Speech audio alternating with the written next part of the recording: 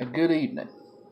I am WX4PCS WQZD787. Today in this episode of this video, I'm going to demonstrate and show you how to use the Chirp program that programs radio equipment, such as handhelds and mobile radios.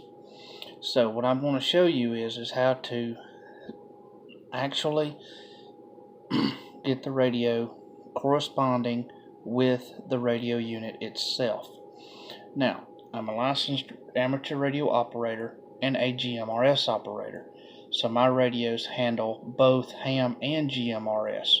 Most radios you buy will only handle the ham band, but my radios can handle ham and GMRS, such as FRS, MURS, and other frequencies, which those other frequencies you stay off of if you're not correctly licensed or permitted. So what we're going to do is, I've got a programming cable right here. It looks like this right here. It looks small on the bottom, large on the top. The bottom one is for the speaker. The larger one is for the microphone. Most radios carry the same concept, although in here in the USB end of this, as you can see what it is, you can read it pretty well. The programming that's in here in these computer chips right here, that's inside this wiring piece, are different. So you have to make sure that you're using the right programming cable for each individual radio. Some radio cables, programming cables, will do multiple radios, and that's basically what these two cables are that I have here. I've got this cable and I got another one right over here.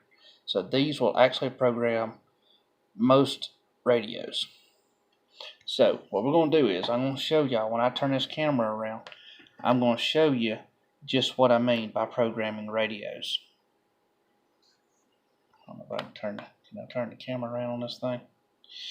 Okay, so it looks like I'm going to have to show you how to program radios kind of on the blind side here. Let's see, I'm going to have to figure out something. Oh, but anyway, that's what I'm going to do. I'm going to show y'all how to do this. I probably should have went live. It probably would have been a lot easier. But that's what I'm going to do. Okay. I'm going to let you see my lovely computer screen right here.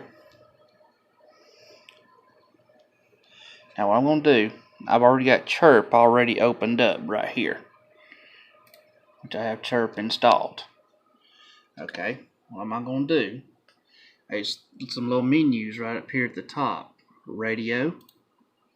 I want to take the old radio that was being used at this point, if there is an old radio, and you can take and you can download from the radio.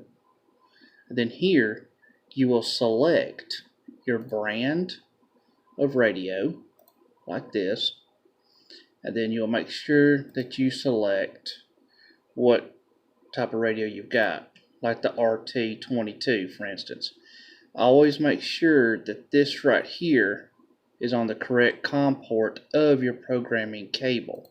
If it is not, your cable will not read or write or download or read the radio. So what we're going to do, we're going to put in the programming cable. Now I do not have this particular radio at my disposal to show you this exact setup, but I do have a Wuxon UV8D that I'm going to show you, and this is what's going to happen when I show you the Wuxon UV8D. See, this is the Wuxon UV8D. Very proud little radio. You always make sure your radio is turned on. You see, this radio here has a GMRS call sign and a ham call sign at the very tip top. And it has a display and keyboard, etc. It has the W4VO repeater on top. It has the North Georgia GMRS repeater on the bottom. Now this radio right here can do all kinds of things. I mean, really, this thing can do all kinds of things. So, there's a little flap over here on the side. Show y'all. There's a little flap right here on the side of the radio on just about all of them. You have ports that look like this right here. I can get it in there. Got little ports that look like that. Now I'm going to show you how to program, or at least put this in here. Now,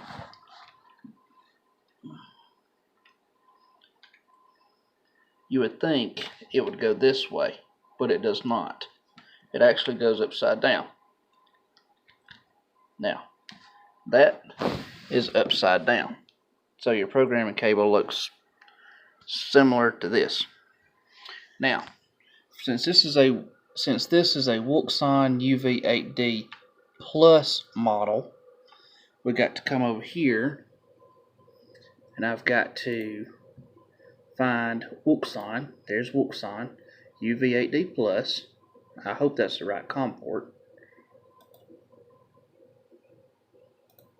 Okay, it's not in COM port 2 apparently. It's in COM port 5. Now, as you notice, there's no lights blinking on this particular radio, which would be right here. Some radios blink right here, some of them the lights stay on. You know, you just don't really know what it's going to do right there, but you should get some type of indication that the radio is responding. Now here in just a second, when it gets done reading the radio, it's going to say something here on the screen. Okay. There, it just got done reading the radio. Okay. As you see here, I've got a bunch of frequencies down through here. I've got a bunch of them. I got FRS, GMRS. I've got work frequencies coming all down through here. I got VHF business frequencies in here. GMRS frequencies. I've got all kinds of stuff. All this stuff with B's on here is business frequencies. And then I've got ham frequencies right in here. That's what all this right here is ham frequencies. So this is what you can do with a Wuxon UV8D. That's a 1,000 channel radio, by the way. This right here is marine frequencies. This actually is marine frequencies stored in here to listen only to, on the marine frequencies. I don't have privileges of keying them up because those are marine frequencies. I don't have anything to do with those.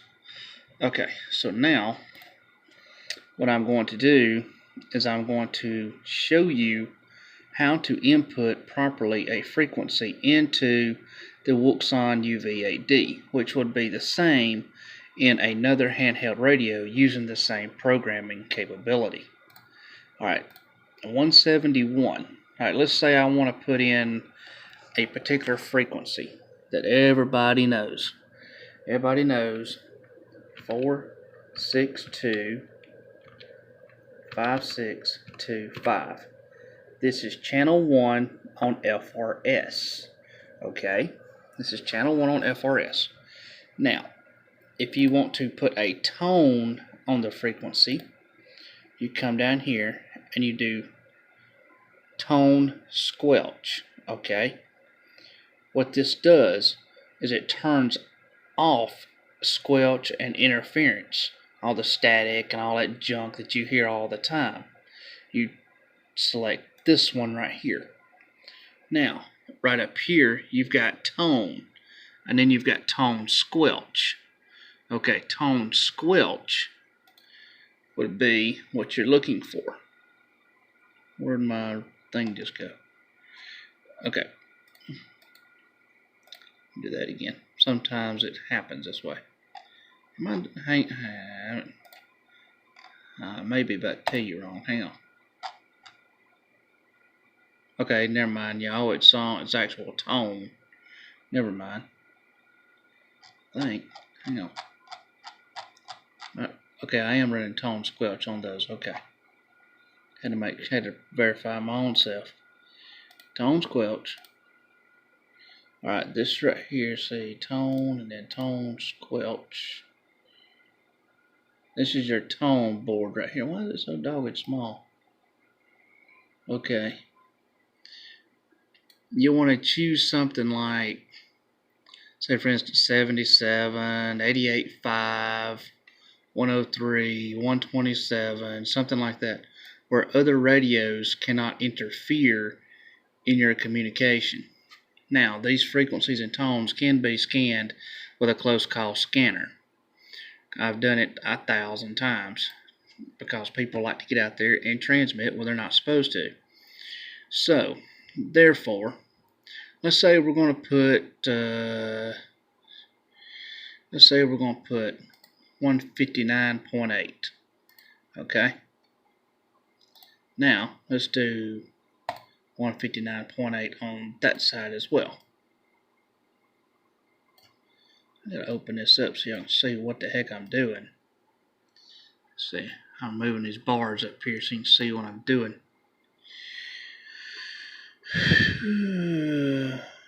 Where'd my frequency go? Well, guess I'll do it again. Okay. 462, 5625. By the way, y'all, this is a lot easier when you're by yourself and you're... Okay, now, here we go. Now we're showing y'all the tones how to stretch the column out. Let's try 103.5. Now, this does not have... What? That's about to drive me up the wall now. Okay, tone squelch, okay. Because that's on tone squelch. Alright, you go all the way out here. This, you do not have to fool with. You don't fool with this, actually. Because this is repeater stuff right here. You don't have to fool with any of this. Power-wise, on most FRS radios, it stays on low. But there are some people that need high power, so turn it on high power. And now, this is what we're going to do. And by the way, I'm licensed for GMRS, and this is technically a GMRS frequency. So now, what we're going to do, we're going to come up here. We already downloaded from the radio. Now we're going to upload to the radio. COM port, everything's set the same.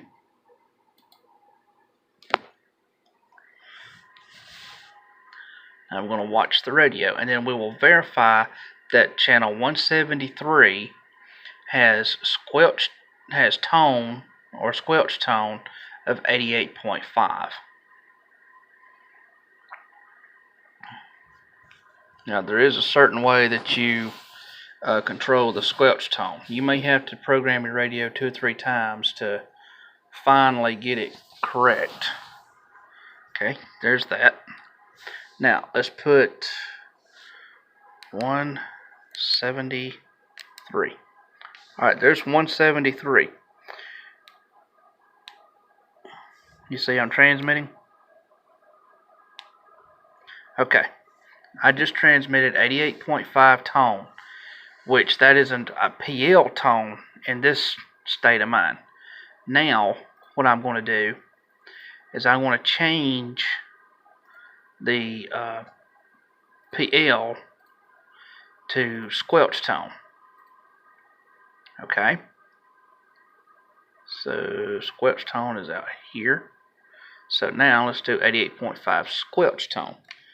Which what I just did is I come from, whoops. I'll show you what I did. 462, 5625. Then I'll come right here. Whoop. Yes, what the heck?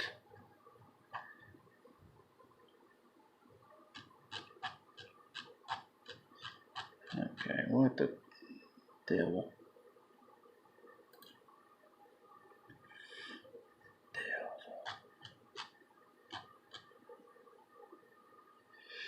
Okay, I'm going to have to find another.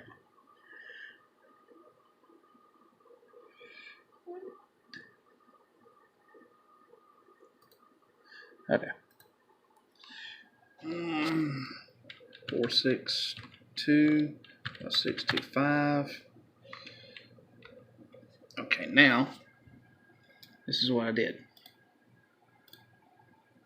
I did tone right here, which then I had to put tone right here. Now I've got to switch it over to tone squelch. And tone, the regular PL, is this right here, 462 5625. There is no QT at the top, so that means it's regular PL. QT is on, that means that's PL.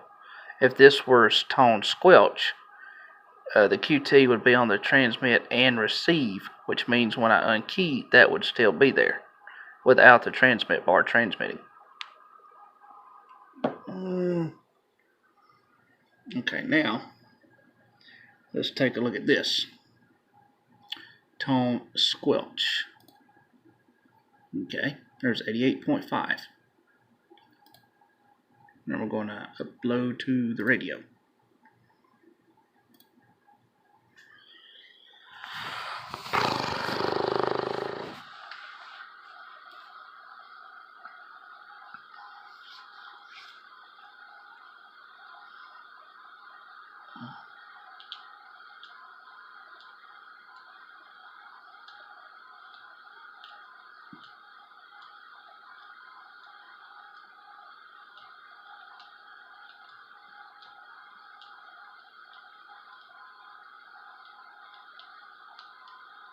Alright, the programming process is done. Now I'm going to go to 174.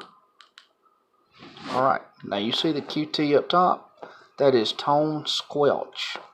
That's what I was telling you.